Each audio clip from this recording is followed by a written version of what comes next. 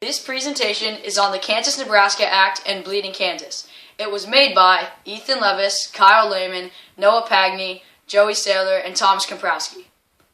The Kansas-Nebraska Act was passed on May 30th, 1854 by the U.S. Congress. Go Congress! Yay! This bill created the territories of Kansas and Nebraska and stated that the settlers of those territories could decide if they do or do not want to allow slavery within their borders. No slavery, no. Slavery's bad.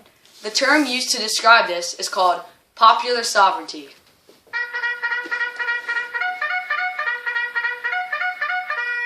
Which Democratic Senator Stephen A. Douglas of Illinois, the man who designed the act, strongly believed in.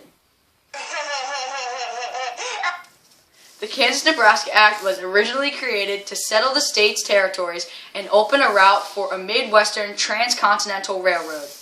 Choo-choo! Douglas thought that adding popular sovereignty would lower tensions over slavery.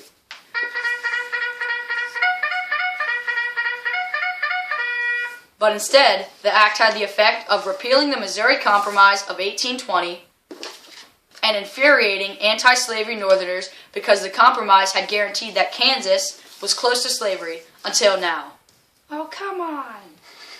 In fact, the Republican Party was created at that time to oppose the act, stop the expansion of slavery, and support politicians like Abraham Lincoln. Honest Abe. Another major effect of the Kansas-Nebraska Act was a series of violent events, which later on became known as Bleeding Kansas.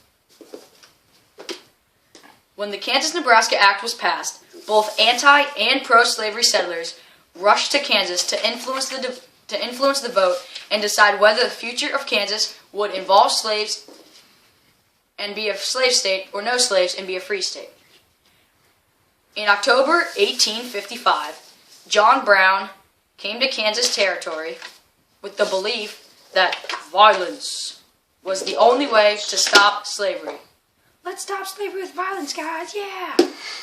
Led by Brown, the free states fought the pro-slavery forces as well as Missourian invaders, both sides having several small battles and dozens of violent raids. We're from Missouri. We're here to take over. Yeah. On May 21st, 1856, Missourians burned and ransacked a town called Lawrence.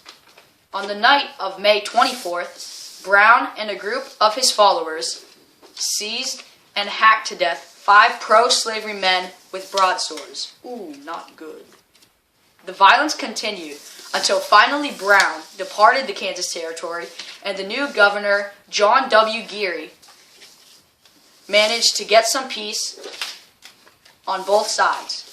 But it never truly ended until 1859. Oh, come on, end already. Yeah. Kansas was admitted to the Union on January 29th, 1861, as the Civil War was starting up. North versus South. Whereas Nebraska joined on March 1st, 1867. Yay!